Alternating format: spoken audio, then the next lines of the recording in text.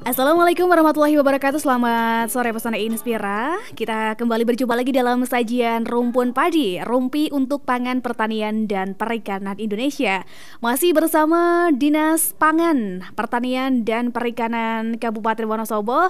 Kali ini kita bersama Kecamatan Mojo Tengah. Kita akan membahas soal prospek budidaya bawang merah di Wonosobo.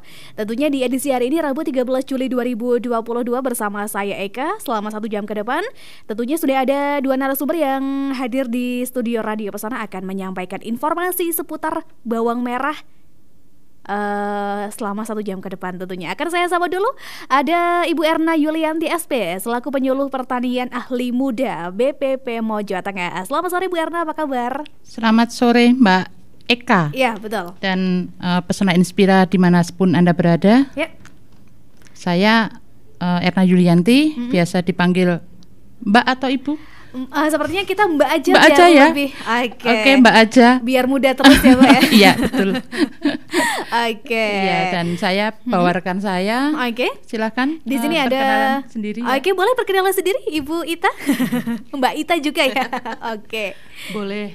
Boleh Mbak atau Ibu asal jangan Mas ya. Oke, siap pokoknya. Oke, selamat sore Mbak Eka dan Pesona Inspira. Ya. Saya Ciptaning Diah. Sama juga dengan Bu Erna. Ya. Kami penyuluh pertanian di BPP Kecamatan Mojo Tengah. Ya. Tapi lebih akrab saya dipanggil Ita biasanya. Oke, jadi manggilnya Mbak Ita sama Mbak Erna aja biar lebih akrab ya. Betul, Mbak Ika. Oke. Baik, Pesona Inspira, bagi Anda yang mau mengirimkan pertanyaan seputar tema kita hari ini, ada prospek budidaya bawang merah di Wonosobo, bisa melalui SMS WhatsApp kami di 0823 2383 9996. Ya, Pesona Inspira, sebelumnya kita tahu ya bahwa bawang merah ini adalah salah satu bumbu masak utama yang harus ada di dunia perdapuran ya Mbak Ita, Mbak Erna ya. Iya, kalau tanpa bawang merah sepertinya ada yang kurang gitu ya. Dan bawang merah sendiri ini dikenal sebagai salah satu tanaman tertua yang dibudidayakan oleh manusia nih Pesona Inspira.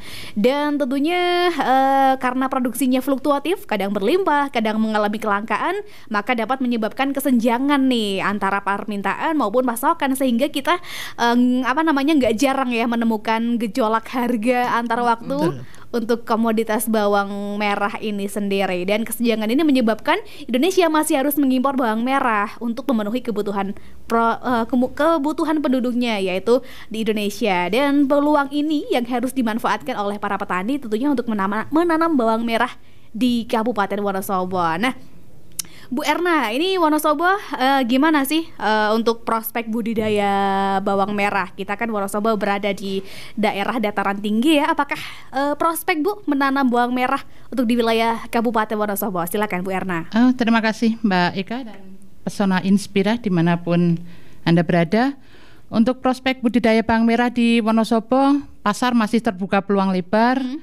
Karena seperti kita tahu harga bawang merah cukup fluktuatif. Walaupun tidak sefluktuatif cabai ya. Betul, Mbak Erna. Tetapi ada beberapa saat yang memang karena diskontinunya pasokan bawang merah dari produsen terbesar kita yaitu Brebes, maka beberapa saat ada kesenjangan harga. Nah, kesenjangan harga itu kita bisa masuk sebagai produsen untuk pemenuhan kebutuhan bawang merah di Indonesia maupun di lokal Wonosobo. Begitu Mbak Eka. Terima kasih. Oke, jadi memang Wonosobo menjadi salah satu wilayah dengan wilayah dengan yang berada di dataran tinggi ini menjadi salah satu budidaya bawang merah, baik untuk mencukupi kebutuhan pasar kita sendiri maupun kebutuhan yang ada di Indonesia, seperti itu Bu Erna. Iya, betul, kemudian Mbak. Kalau untuk syarat apa aja sih Bu Ita yang menjadikan bawang merah ini bisa tumbuh subur, bisa dibudidayakan seperti itu, Mbak Ita, silakan. Oke, Mbak Eka dan Pesona Inspira. Kalau untuk bawang merah sendiri sebenarnya dia cocok ditanam mulai 5 sampai 1.500 meter di atas permukaan laut. Jadi di Wonosobo masih bisa masuk. Ketinggian yang sudah pernah tanam di Wonosobo sekitar 1.200. Kami masih bisa di Wonosobo masih bisa panen sampai dengan ketinggian 1.200. Meskipun optimalnya untuk bawang merah ini hanya sampai sekitar 600 mdpl. tapi sampai 1.200 juga nggak apa-apa, tetap masih bisa, meskipun hasilnya dan umurnya tidak akan sama dengan yang ketinggian maksimal 600 mdpl. Kalau untuk kelembaban udara kita masih masuk sekitar 50-70%, kemudian pH tanahnya ini juga masih rata-rata ya 5,6 sampai 6,5. Kemudian untuk syarat tumbuh bawang merah sendiri dia butuh lahan yang dekat dengan sumber air. Kalau di Wonosobo kan masih banyak sawah, di Mojokerto masih banyak sawah, yaitu bisa digunakan untuk rotasi tanaman, menanam bawang merah itu juga sumber airnya ada. Kemudian untuk tumbuhnya bawang merah sendiri usahakan, karena dia umbi ya, ditanam di tanah, jangan ditanam di lahan yang banyak OPT atau patogen tular tanah, misalnya yang layu bakteri atau ada layu fusarium, hama penyakit yang mengganggu di perakaran. Karena dia kalau endemisnya hama yang mengganggu di perakaran itu, maka umbinya juga akan kurang produksinya. Kurang lebih seperti itu. Kalau untuk di Kabupaten Wonosobo sendiri Mbak Ita, untuk budidaya bawang merah ini sebagian besar berada di daerah mana nih Mbak Ita? Kalau di Wonosobo sendiri tercatat banyak itu di Kalikajar. Ya, kemudian Kecamatan Garung itu yang salah 2 yang terbesar. Mojo Tengah sudah mulai. Kami ada yang di lahan pertanian. Kalau di desa seperti Sojopuro, Keseneng itu ada. Kemudian ditambah juga luas tanam ini dari ibu-ibu. Iya, dari ibu-ibu di kelompok wanita tani yang mereka memanfaatkan pekarangan di sekitar rumahnya dengan polybag atau dengan bekas-bekas apa yang bisa ditanam dari umbi yang kecil. Mereka usahakan bisa budidaya di sekelilingnya. Itu cukup lumayan juga hasilnya. Mengingat harga hari ini 90.000 mahal. Masih berada di angka 90.000 sekarang per hari ini ya. Gitulah, ini dunia perdaburan sedang tidak baik-baik saja. Sedang tidak baik-baik saja. Ayam goreng naik Rp1.000. Aduh, semuanya naik. Baik, jadi salah satu yang bisa dilakukan oleh ibu rumah tangga adalah, saya pun juga begitu Bu, menanam untuk produksi sendiri, untuk dikonsumsi sendiri. Betul. Cukup membantu perekonomian juga ya. Membantu ketahanan keluarga itu. Seperti itu Mbak Erna dan Mbak Ita. Kemudian kalau untuk masyarakat di rumah nih yang mungkin ingin memulai budidaya bawang merah, mungkin itu untuk konsumsi sendiri, untuk konsumsi masyarakat pedesaannya, ataupun untuk budidaya di lahan, ini sebenarnya cara memilih benihnya yang baik itu gimana Mbak Erna? Apakah harus yang sudah ada tumbuhnya, sudah ada benihnya muncul? Kadang ada yang sudah tumbuh ya Mbak Erna ya. Silakan penjelasan lengkapnya. Terima kasih Mbak Eka ya. Sobat Pesona Inspira. Jadi kalau untuk kita memilih benih bawang merah yang baik, itu jelas dari benih yang sehat, tidak terdapat ada bibit penyakit maupun hama maupun penyakit yang ada. Kemudian sudah bersih, kulitnya sudah kering dan sudah didiamkan antara 2-4 bulan setelah masa panen. Jadi itu sudah siap untuk berdormansi atau siap, dia sudah pecah bijinya. Kemudian kalau yang sudah tumbuh itu biasanya karena lembab ya. Nah, lembab biasanya kita kalau di lahan kita iris sedikit di bagian atasnya untuk mempercepat pecahnya dormansi.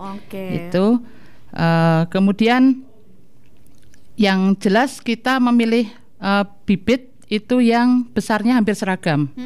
Jangan yang kecil sekali atau yang besar sekali, karena nanti akan berpengaruh pada produksi hasilnya, dan juga kalau terlalu besar boros di bibit.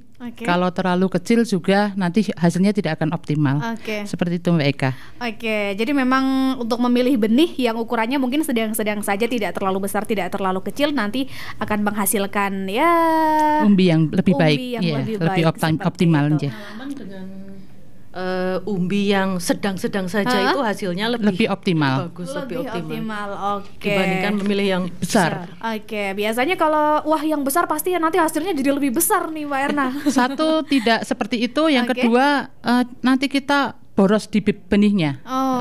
Oke. Harga yang kita bayar nanti terlalu tinggi, modalnya juga terlalu tinggi. Karena hitungannya kan per kilo, Mbak, seperti itu. Oke, jadi memang apakah bawang merah yang kita beli di pasar bisa dijadikan untuk bibit, Mbak Erna? Bisa-bisa saja, asal syaratnya terpenuhi. Jangan berpenyakit, kemudian sudah kering, artinya kulitnya sudah kering, tidak ada luka, kemudian sudah padat, tidak kopong, itu juga bisa digunakan. Jadi benih itu bisa dari apapun, yang penting syaratnya terpenuhi. Jadi salah satunya dari bumbu dapur selain dimasak ada juga yang ditanam. Ya boleh. Seperti itu. Ya boleh. Bisa ditanam di sekitar rumah dengan polybag, dengan bekas minyak, dengan botol-botol bekas aqua mungkin air mineral dan sebagainya. Itu sangat membantu untuk perekonomian keluarga. Seperti itu. Kemudian kalau untuk bawang merah sendiri, bisa nggak sih Mbak Erna untuk ditanam menggunakan metode hidroponik yang di dalam air akarnya seperti itu? Bisa saja. Cuman untuk medianya nanti harus ada sekam atau pasir. Karena kan umbi. Dia kan umbi, dia harus hidupnya harus di dalam. Harus di dalam. Kalau kita menanam selada, kangkung dan sebagainya kan, gitu kan, dia hanya daunnya, akarnya saja yang di dalam. Kalau umbi seperti bawang merah, kemudian kentang, kan dia hidupnya di dalam, di bawah ya, di dalam tanah atau di dalam prakaran. Jadi memang membutuhkan media untuk tumbuhnya umbi ya, ada sekam ataupun pasir gitu ya, Mbak Ita. Sekam atau pasir, baru nutrisinya lewat di seperti biasalah, seperti instalasi hidroponik biasa, tapi dia butuh media untuk berkembangnya. Itu tempat berdiri, substrat ya, substrat tempat berdiri, tempat dia duduk, itu dia butuh itu. Seperti itu. Baik, kemudian kalau untuk panen sendiri untuk bawang merah nih Mbak Ita, berapa sih umur untuk bawang merah ini sudah mulai bisa dipanen, ataupun kita cara mengetahui mungkin ada tips apa sih, wah ini udah mulai panen? Apakah menunggu sampai si daunnya ini memang layu? Kadang ada yang begitu, atau mungkin ada tips apa nih dari Mbak Ita, silakan. Iya Mbak Ika dan Pesona Inspira, kalau untuk tanaman bawang merah sendiri, karena tadi ada perbedaan ketinggian ya, tadi syarat tumbuhnya, kalau dia di dataran rendah dengan dataran tinggi maka akan terpaut usianya, akan berbeda umurnya. Iya. Kalau di dataran rendah lebih cepat. Jadi bawang merah sendiri itu bisa panen mulai umur 60 sampai 80 hari.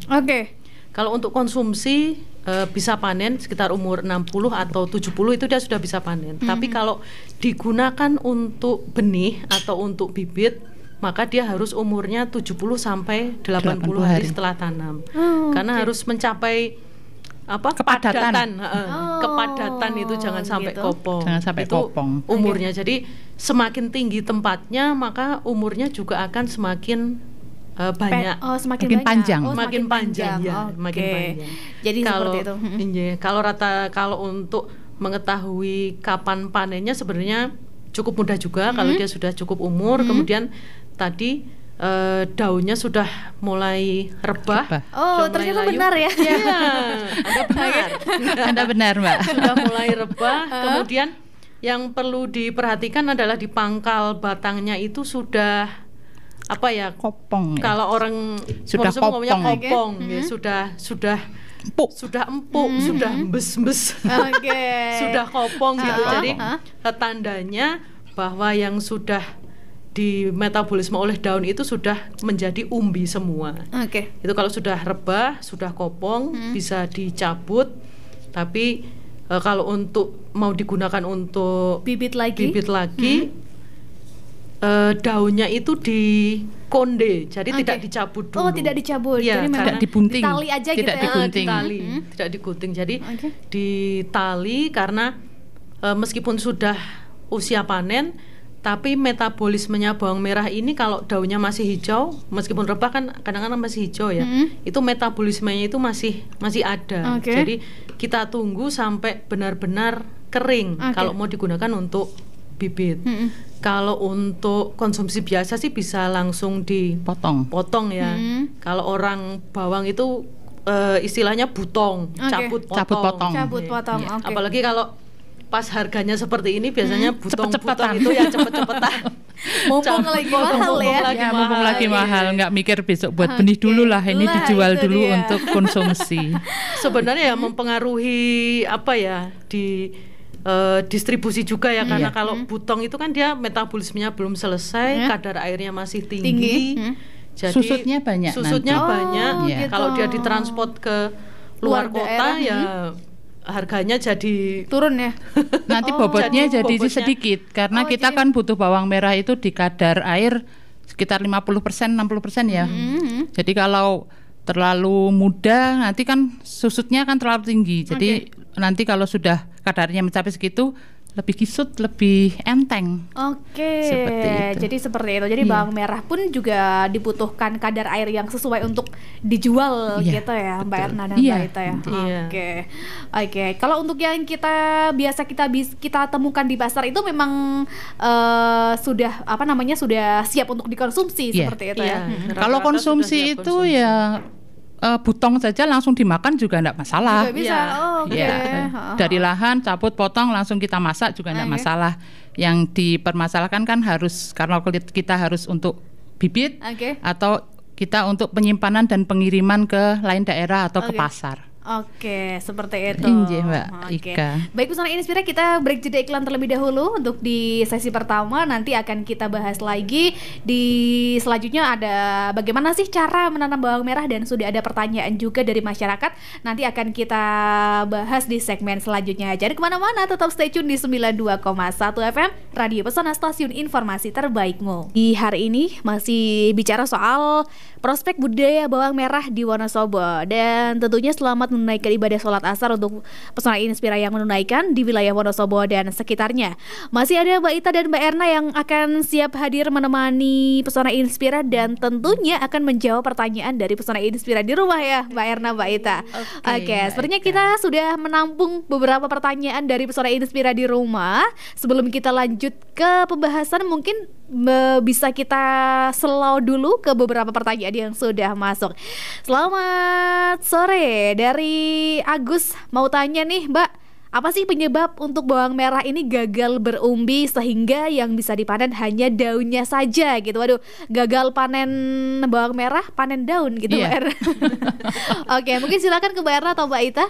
Saya mungkin ya. Silakan.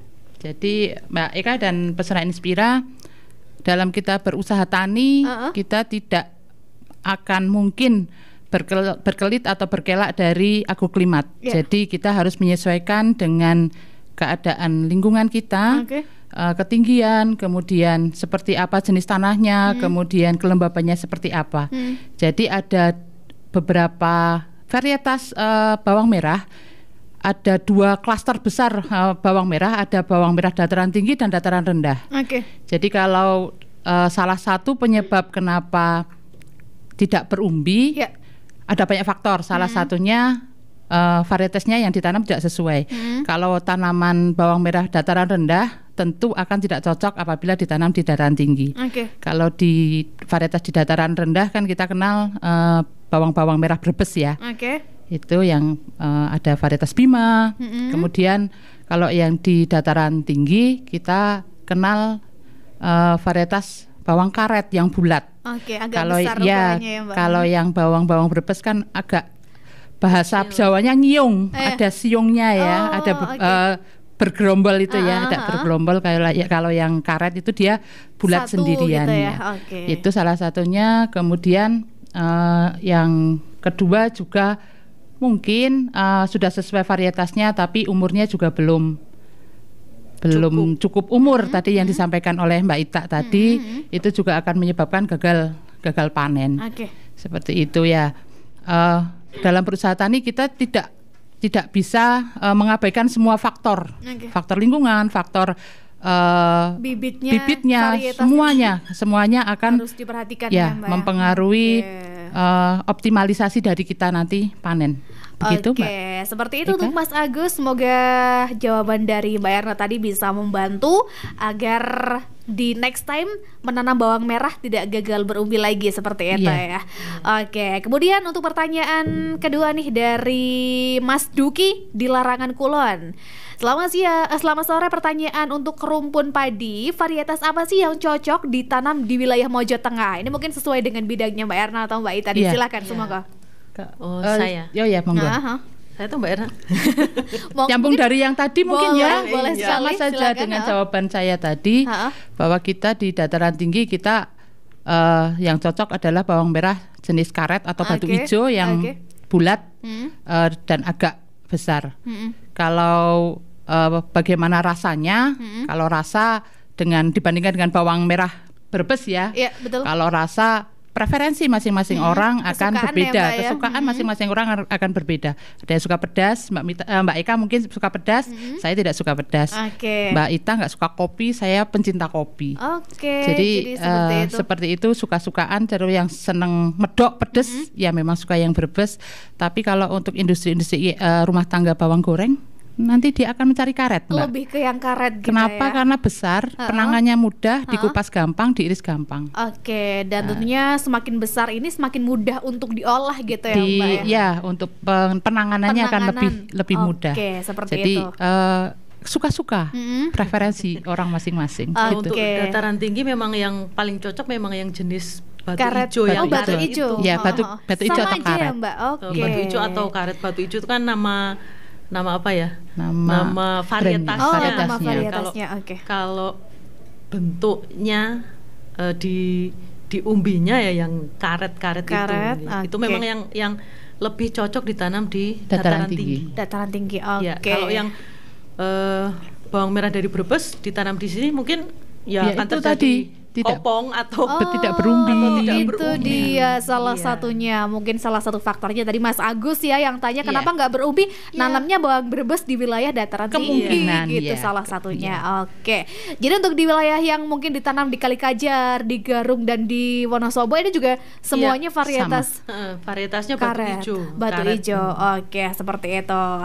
Baik, Pesona Inspira, sebelum kita lanjut lagi ke beberapa pertanyaan yang sudah masuk nih Mbak Ita. Ini sebenarnya kalau untuk bawang merah sendiri, ini ada tips apa sih Mbak Erna atau Mbak Ita untuk menanam bawang merah? Salah satunya untuk menghindari tadi gagal panen, tidak berumbi dan lain sebagainya. Silakan. Kalau untuk menanam apapun, varietas apapun, yang pertama kita harus menentukan varietas apa yang kita tanam. Sesuaikan dengan agroklimat, sesuaikan dengan keadaan lahan kita, kelembapan dan sebagainya. Kemudian kalau untuk menanam untuk budidaya, seperti biasa kita olah tanah. Kita olah tanah bisa menggunakan cangkul dengan mekanisasi manual atau kita dengan menggunakan kultivator.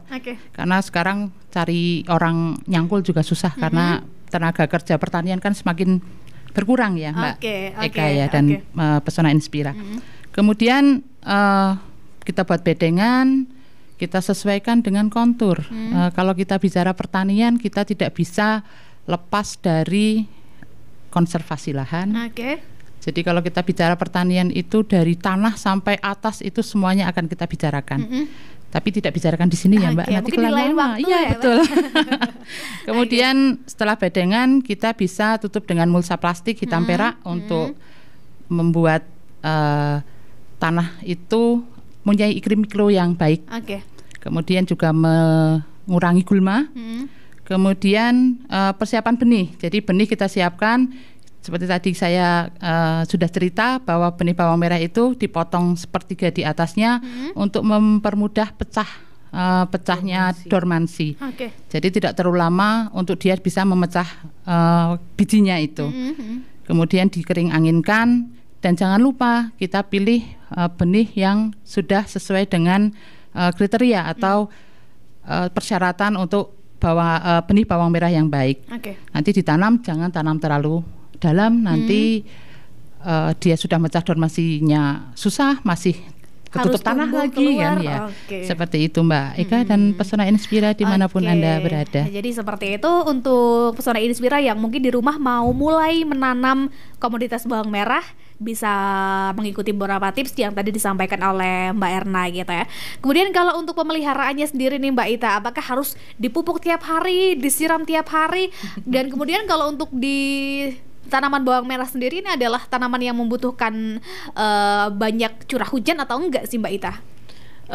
Kalau untuk pemeliharaan bawang merah sendiri, dia kalau mulai dari awal kan dia bawang merah tuh umurnya tidak panjang ya.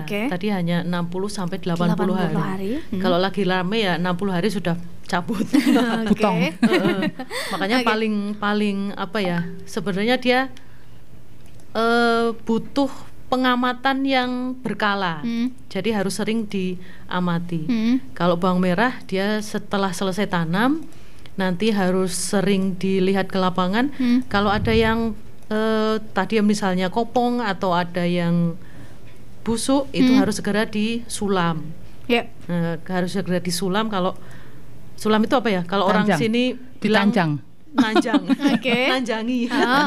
Kalau umbinya hilang berarti umbi lain ditanam di situ. Jadi ditanjangi, disulam agar dia nanti sampai panen umurnya sama. Jadi harus cepat. Kalau begitu kosong harus ditanam lagi.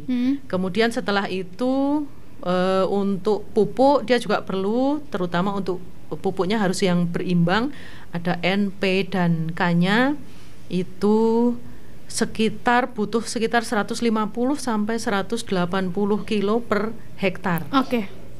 Itu bisa diberikan 3 kali selama masa tanamnya, sekitar umur 15, 30 sampai 45 hari setelah tanam.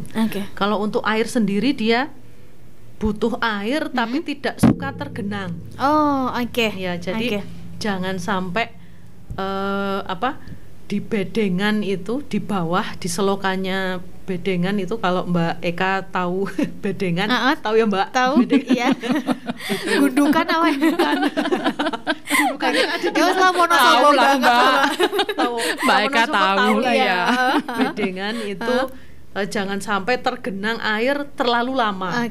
Apalagi kalau di dataran tinggi, dia kalau tergenang air terlalu lama maka kelembabannya akan tinggi.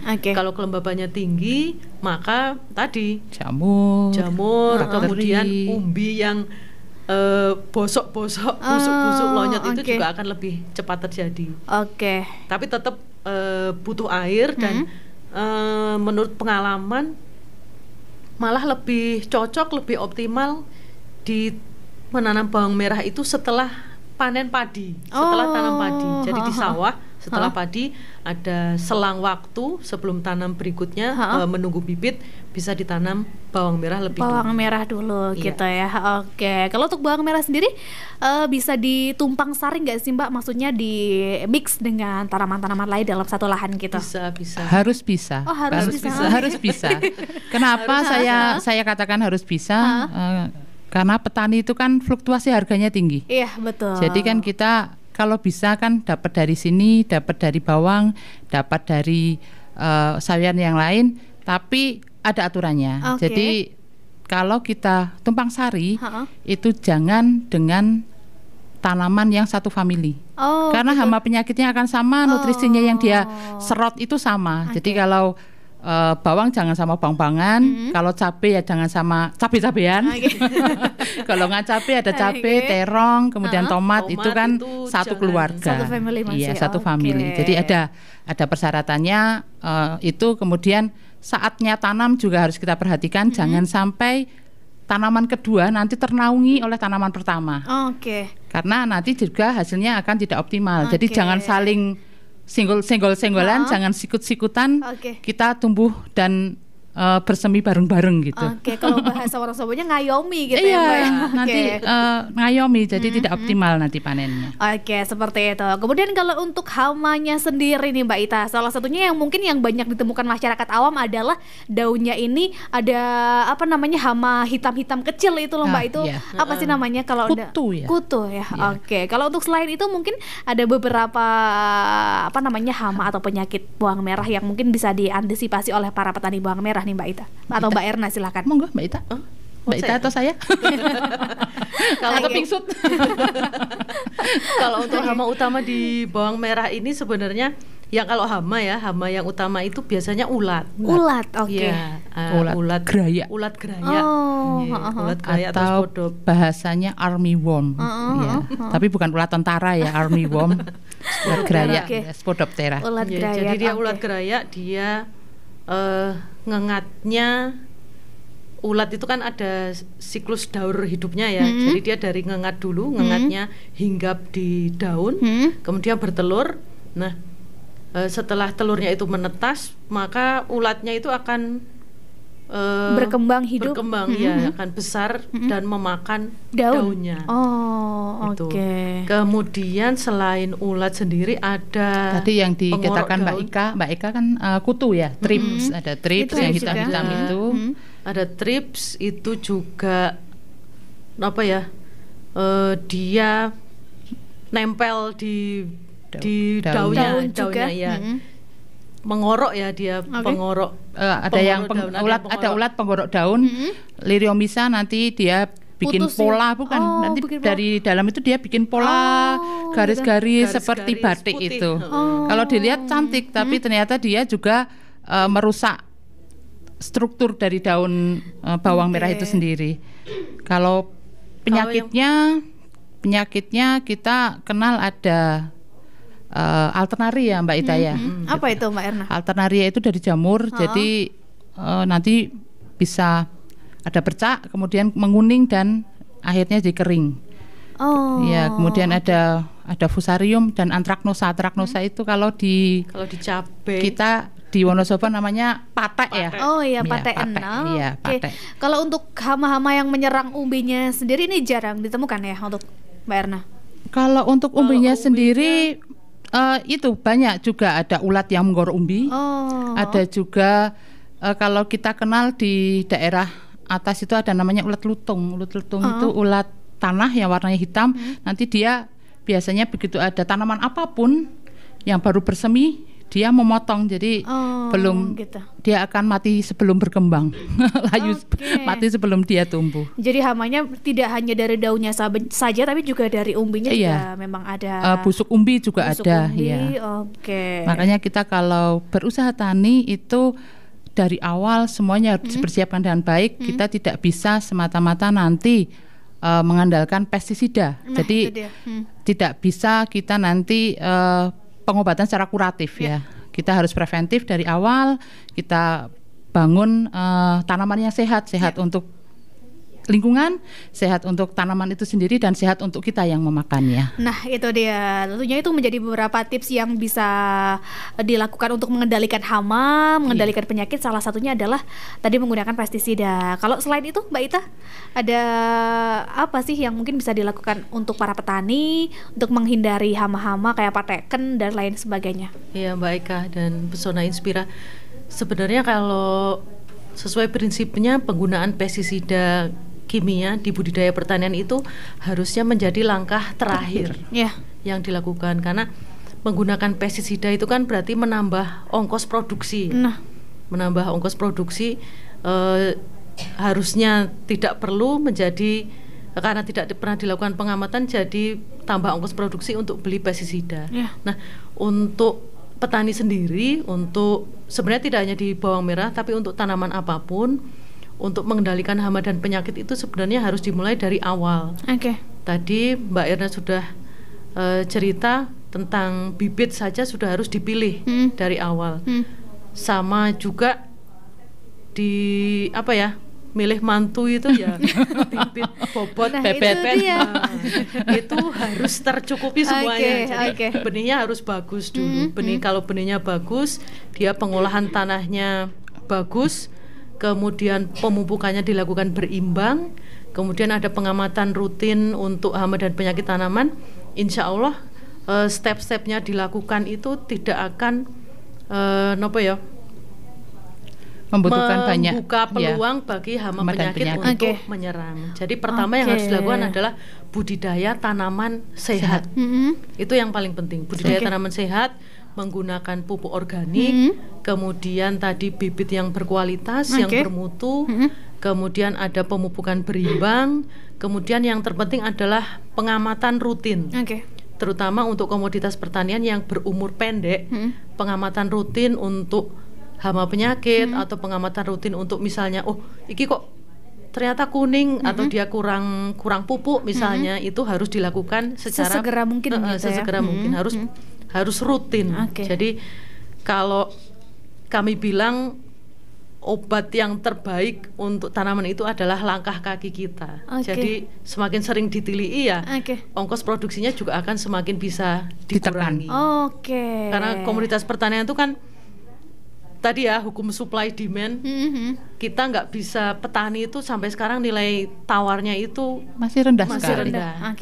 Kita nggak bisa, petani nggak bisa dia yang nanam, dia yang panen, dia yang pelihara, ngatur harga gitu. Dia nggak ngatur harga, nggak bisa ngatur harga.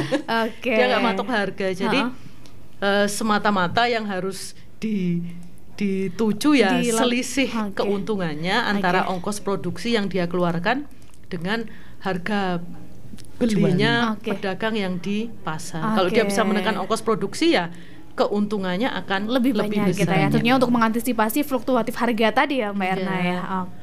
Kalau fluktuasi harga kita nggak bisa kendalikan ya.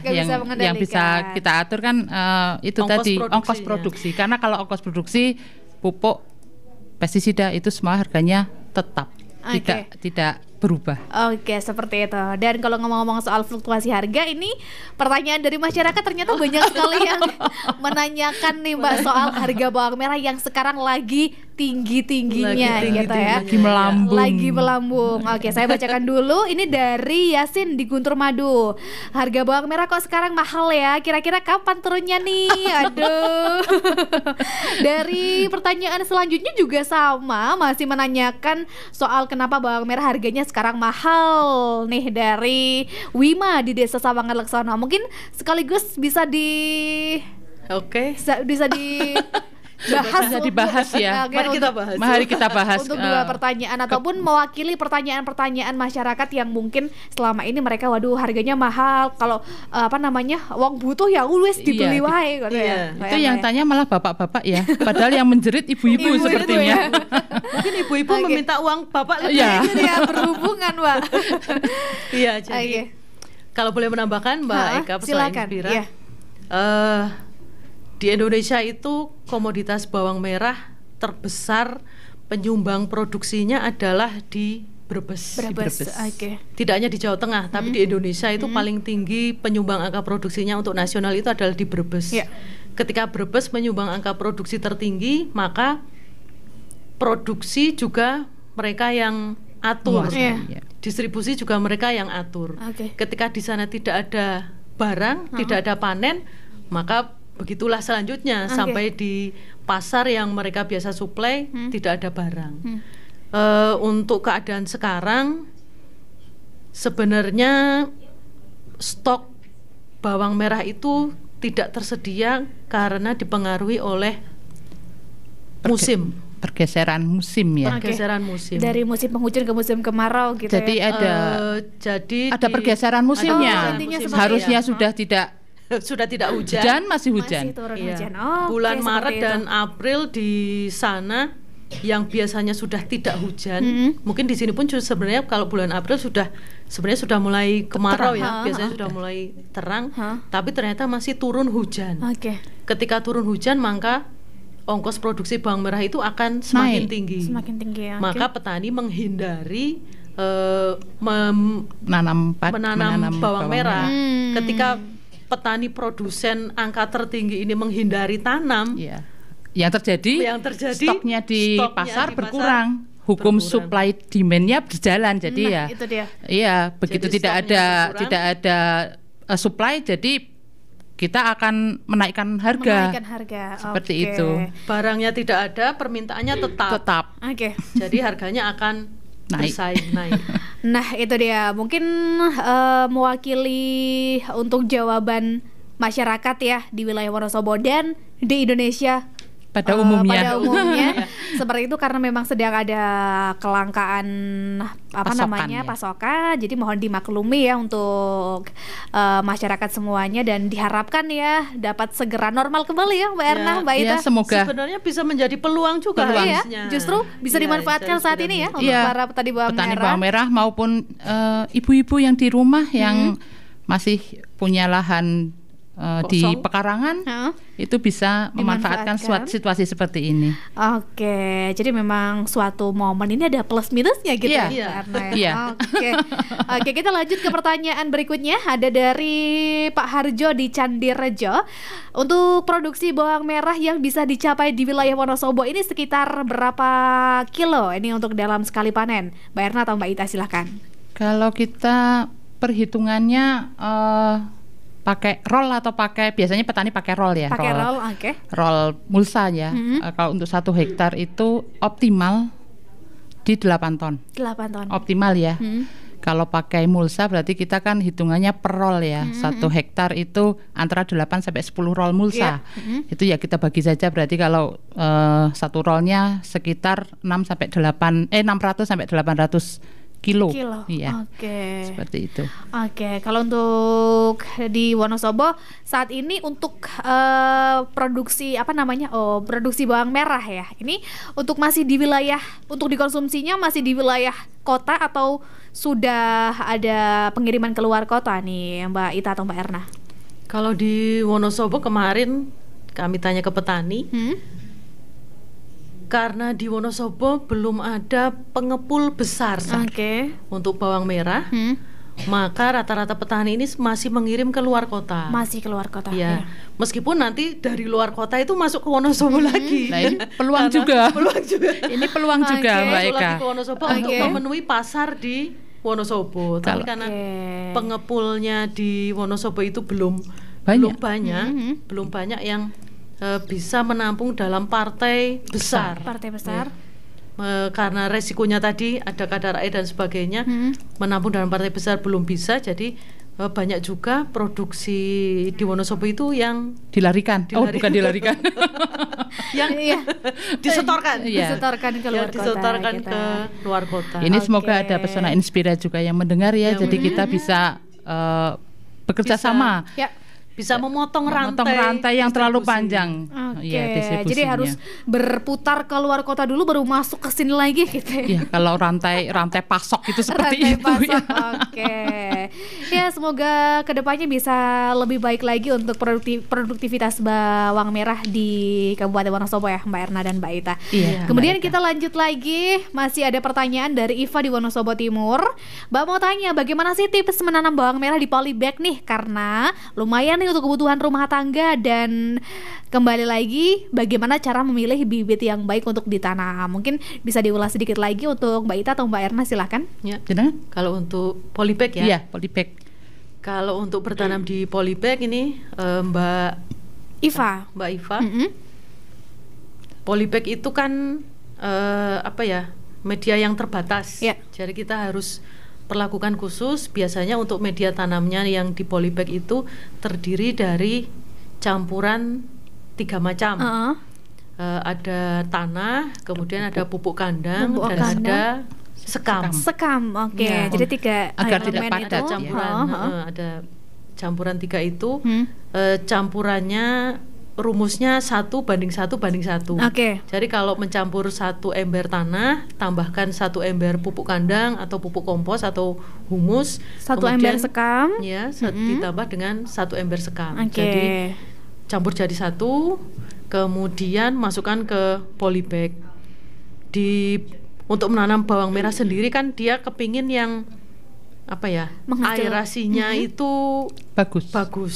Jadi aerasi tidak itu bernafasnya tanah dan tanaman, aerasi. Jadi tanahnya jangan sampai terlalu padat. Karena kalau terlalu padat kan dia umbinya akan susah berkembang. Kalau pemilihan bibit tadi sudah tetap sama. Tetap sama. Penanaman juga tetap sama. Tetap sama. Lanjut lagi untuk sekamnya nih, harus dibakar dulu atau bisa langsung digunakan saat masih basah itu untuk sekamnya Mbak Ita? Lebih baik kalau untuk budidaya itu yang sudah dibakar. Sudah lebih dibakar. steril. Lebih steril, kemudian karena dia sudah setengah karbon, setengah dibakar, jadi pori-porinya itu juga bisa mengikat unsur hara, mengikat makanan untuk tanaman. Jadi kalau dipupuk itu pupuknya nggak cepat lari, nggak cepat hilang. Jadi rekomendasinya memang yang sudah dibakar. Oke, seperti itu untuk lebih maksimalnya lagi, seperti itu ya. Oke, terima kasih untuk Mbak Iva yang sudah mengirimkan pertanyaan. Kita lanjut lagi, ada dari Rati. Untuk pada musim hujan, bagaimana sih untuk memperlakukan tanaman bawang merah agar tidak gagal panen? Salah satunya karena mungkin tadi ada perubahan musim gitu ya, pergeseran musim gitu. Mbak Erna atau Mbak Ita silakan. Di musim hujan sekali lagi silakan. Sekali lagi dalam kita berusaha tani, semuanya harus kita pikirkan tentang agroklimat, tentang musim yang tepat untuk menanam itu kapan. Jangan sampai kita tanam ternyata sedang hujan besar atau sedang kabut, karena musuh pertamanya juga kabut, Mbak. Kabut juga menjadi masalah. Iya, kabut yang menggulung, kabut yang putih menggulung yang kemudian jadi mengeringkan daun, itu juga jadi masalah di tanaman bawang merah ataupun tanaman apa saja. Kita juga harus bisa memilih musim yang baik, yang tepat. Itu jangan pas hujan deras, sebaiknya di awal musim atau di akhir musim. Jadi nanti pada saat umbinya itu dia dipanen sudah bisa dikeringkan dengan baik. Kemudian yang kedua, agar tidak terlalu tergenang air, kita juga bisa perhatikan di bedengannya. Bedengannya itu jangan sampai bedengan itu menahan air terlalu banyak. Terendam air terendam air. Kemiringannya juga kita perhatikan. Kemudian kalenan itu apa? Selokannya juga kita perhatikan untuk drainase air itu sendiri. Oke, seperti itu. Itu untuk beberapa tips yang bisa diterapkan untuk memperlakukan tanaman bawang merah di musim penghujan. Di musim hujan gitu ya. Kalau untuk saat ini nih Mbak Erna, berarti apakah ini menjadi momen yang pas untuk menanam bawang merah atau belum nih? Sudah pas. Kapan saja bisa. Yang penting kita bisa melihat tadi kita bisa merekayasa penanamannya. Kemudian apalagi kalau di polybag itu kapan saja bisa. Kemudian kita bisa mengatur bagaimana si hujan itu bisa lari. Bisa lari, bisa pergi dari bedengan secepat mungkin. Kita lanjut lagi dari Mas Agus. Mau tanya nih, tadi untuk yang bawang merah gagal berumbi, tanya lagi nih. Benih nih setelah dipotong, dimasukkan ke dalam lubang tanah, sebaiknya ditutup tanah atau tidak nih Mbak? Lalu apa masing-masing keuntungan dari menutup tanah ataupun tidak menutup tanah? Ini mungkin yang akan dijadikan sebagai bibit, Mbak Erna. Iya, silakan. Kita kan setelah dipotong sebaiknya ditutup tipis, jangan terlalu terbuka. Kemudian dikering anginkan. Tujuannya biar si bawang merah itu keset itu hilang. Ini jadi tidak mengundang bakteri, tidak mengundang bibit penyakit yang akan merusak di umbi tersebut. Nanti jadinya malah busuk sebelum dia berkembang. Itu. Ada tambahan mungkin Mbak Ita? Sama saja sih sebenarnya, tetap harus ditanam kemudian ditutup, jangan terlalu dalam. Jangan terlalu dalam agar nanti dia keluar tunasnya itu juga nyaman gitu. Mecahnya itu enak. Mecahnya enak. Kasihan kalau terlalu dalam. Agak berat mecahnya. Ini mungkin bisa menjadi tips juga bagaimana untuk menyimpan bawang merah yang bisa dijadikan untuk bibit. Salah satunya adalah itu ya. Mungkin Mbak Erna silakan. Kalau untuk bibit kita butuh perlakuan khusus ya.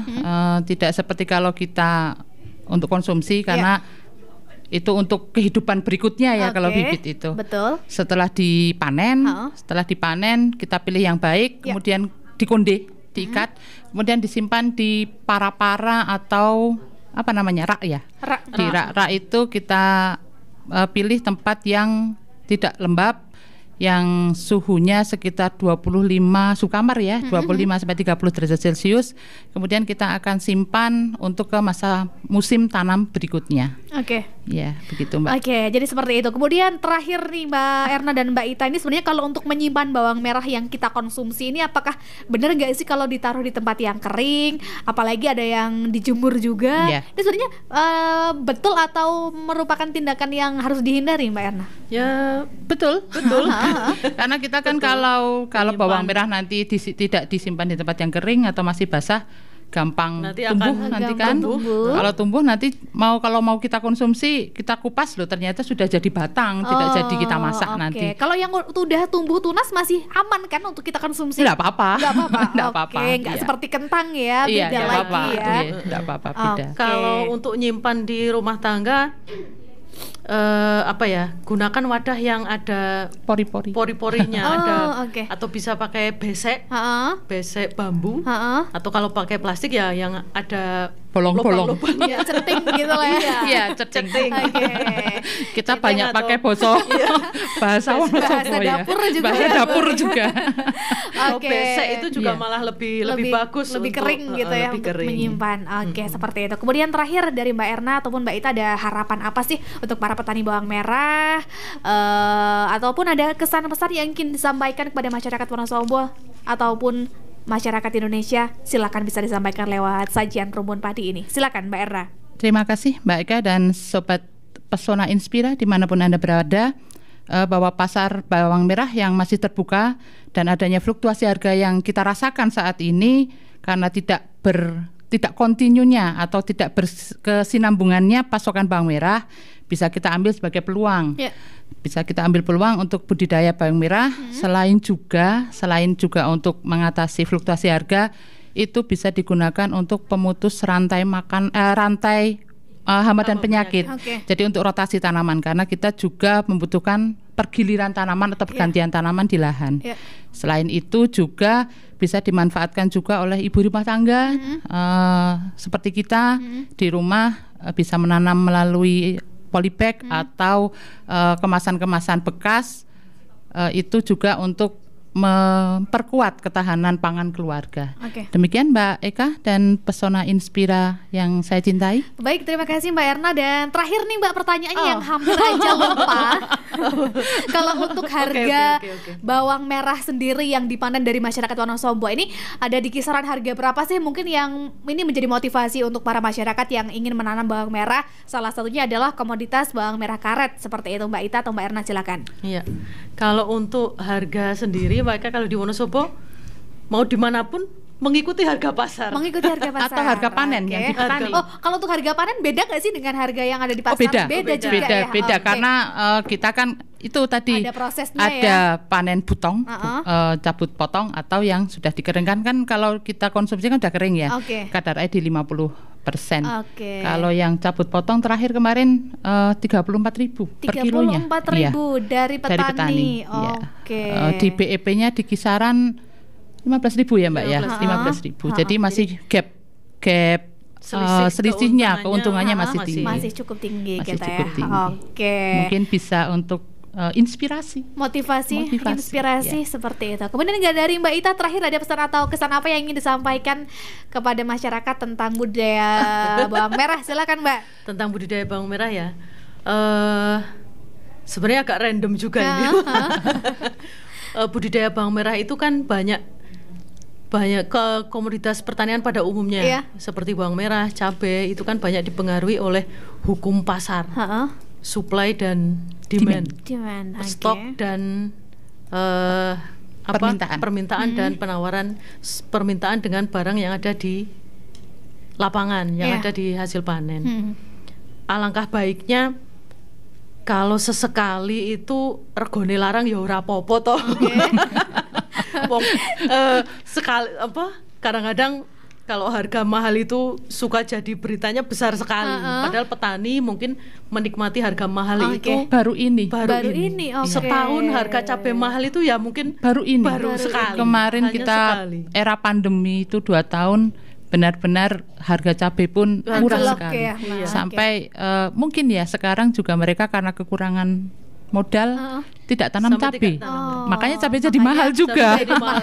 Cabai jadi mahal juga karena pergeseran musim juga, bawang merah jadi mahal juga. Jadi ya ayo kita konsumen enggak apa-apalah sesekali. Toh ya nggak sepanjang waktu harga cabai dan harga bawang merah ini akan naik. Ini tergantung dengan supply dan demand yang ada di pasar. Seperti kita itu. Amankan demand-nya, kita amankan supply-nya dengan mengukur demand-nya, dengan mengukur konsumsinya. Dihabiskan makanannya, kemudian diperhatikan sampah sisa dapurnya, jangan sampai yang petani tanam umurnya lama ini hanya berakhir di tempat sampah. Zero waste ya. Nah, itu dia, dimanfaatkan semaksimal mungkin seperti itu. Jangan buang-buang makanan. Nah, itu dia, sangat disayangkan kita ya Mbak Erna dan Beta. Terima kasih atas informasinya di sajian Rumpun Padi edisi hari ini. Mungkin kita berjumpa lagi di waktu lain kesempatan ya. Selamat bertugas kembali untuk melayani ataupun memberikan informasi kepada para petani untuk menghasilkan Wonosobo yang tentunya semakin baik lagi dalam bidang pertanian. Terima kasih untuk Pesona Inspira yang sudah menyimak acara ini. Kita cukupkan sampai di sini dulu. Saya Eka bersama kedua narasumber pamit. Wassalamualaikum warahmatullahi wabarakatuh. Waalaikumsalam warahmatullahi wabarakatuh.